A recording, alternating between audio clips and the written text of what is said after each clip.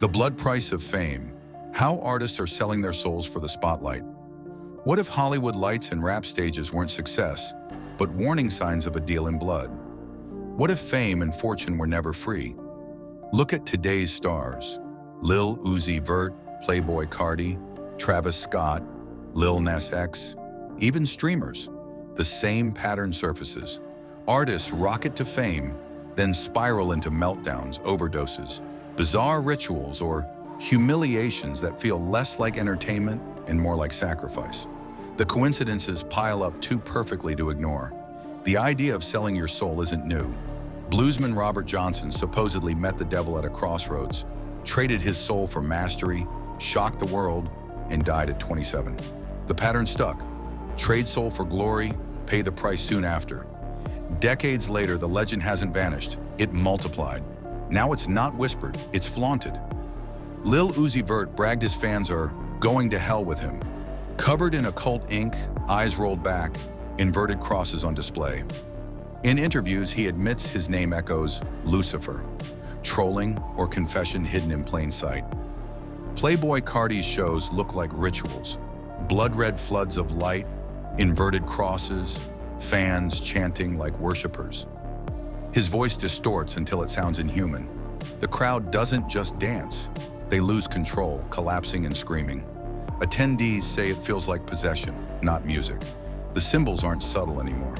Travis Scott may be the clearest case. Astroworld 2021 ended with 8 dead and hundreds injured, yet the show went on. Flames roared, eyes of a beast glared, and a stage shaped like an inverted cross led into a fiery mouth. Accident or ritual? Fans described hell itself, suffocating and trapped. After Travis partied, was it a disaster or a sacrifice rehearsed as entertainment? Then Lil Nas X, from goofy viral hit to one of pop's most controversial overnight.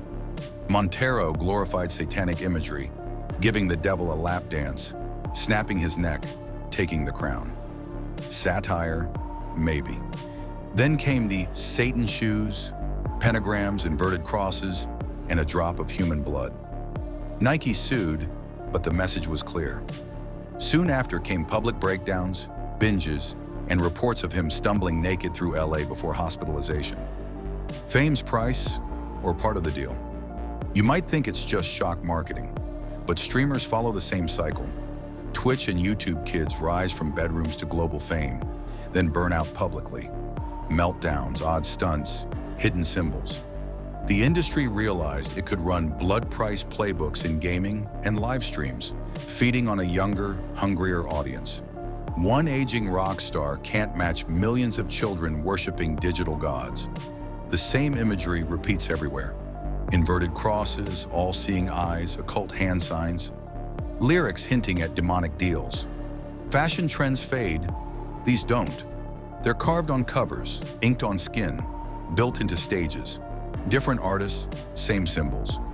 Either the greatest coincidence in pop culture or something else.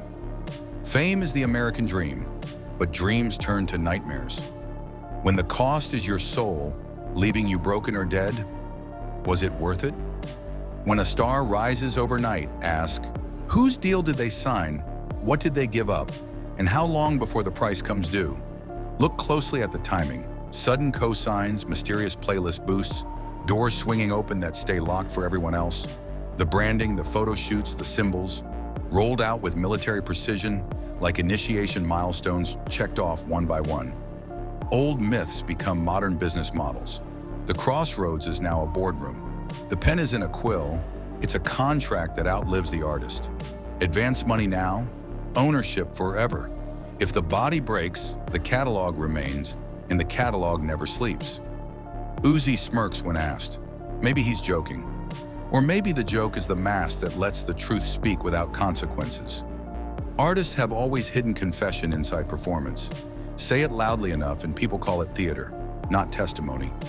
Carti's crowds describe a current, a pressure that moves through the pit like weather. Security can't stop a spirit. Pyrotechnics don't burn away intent. When the stage becomes an altar, the ticket is a tithe and the chorus a chant. Astroworld was billed as a portal. The graphics themselves teased a passage into another world. It's strange how marketing and tragedy mirrored each other that night, how the set design seemed to predict the headlines. With Lil Nas X, the line between satire and spellwork blurred. Mock the sacred long enough, and the mockery becomes its own ritual. Whether you laugh or rage, you still participate. The symbol does not require your belief, only your attention. Streaming platforms perfected the algorithmic ascent, 1,000 micro boosts disguised as luck. One day you're invisible, the next you're everywhere, then nowhere, and the cleanup crew edits the VODs while PR resets the narrative. The iconography is industrial grade. Eyes, thrones, serpents, checkerboards, sacrificed kings. Art directors insist it's aesthetic, yet it rotates like a calendar, synchronized across labels and tours. If the ritual were harmless, the fruits would be health and clarity. Instead, we tally casualties, panic attacks backstage, rehab stints, court dates, funerals. The price is paid in breath, blood, and silence. Stay awake. Watch closely. Notice how often the same faces circle through the same cycles. One artist collapses, another rises, yet the story is recycled word for word. Headlines reuse the same phrases: gone too soon, troubled genius, unpredictable behavior. The language itself feels scripted, as if mourning has become another commodity to package and resell. Fans cry, streams surge, and executives cash in. Ritual disguised as routine. Behind every stage show, there are managers, handlers, publicists, and unseen executives who decide what symbols to push and what scandals to ignite. Do you think it's coincidence when multiple artists suddenly adopt the same imagery, the same hair colors, the same cryptic tattoos? These are rollouts, carefully orchestrated to train the public eye, to normalize the signs so deeply that questioning them feels strange. Even the numbers carry weight. The age of 27, repeated deaths, festival dates chosen on occult calendars, release schedules aligned with equinoxes or solstices. When you begin to track the timing, it stops looking like chaos and starts to resemble choreography.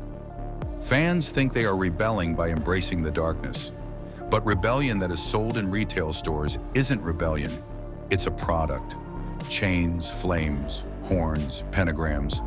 It all cycles back into fashion magazines and storefronts, turning the ritual into a brand and the brand into profit.